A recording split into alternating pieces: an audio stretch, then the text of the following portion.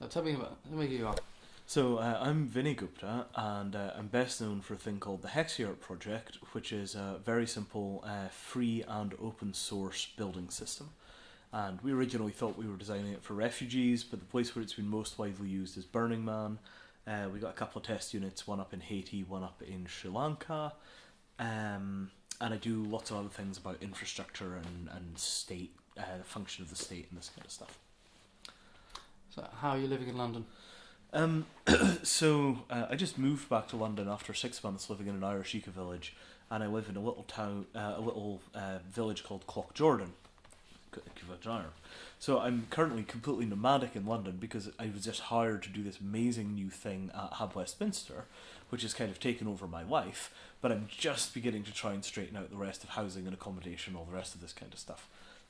Because the sort of intensely nomadic lifestyle that I've lived and the decision that I made in 2003 to try and store my wealth in the form of reputation capital rather than money has left me in a position where housing is always difficult and kind of sketchy. I end up living like a student, even though I have this kind of fairly substantial body of work online.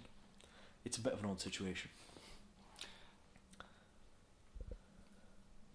So the bit of my life that I think is worth talking about in this context is this question of how do you do creative work and get well paid for it.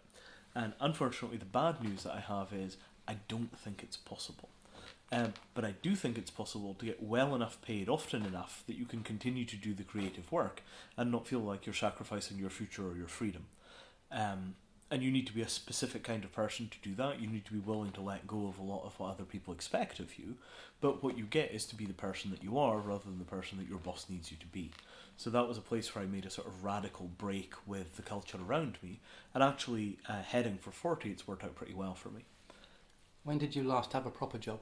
I decided in 1999 that I was going to fire my boss and never look back. So I sort of swore that I would never be an employee again, and then left my job in 2000. And there's certainly been a lot of swings and roundabouts since then, but I've solely acclimatized to being kind of a pirate. And it sort of works.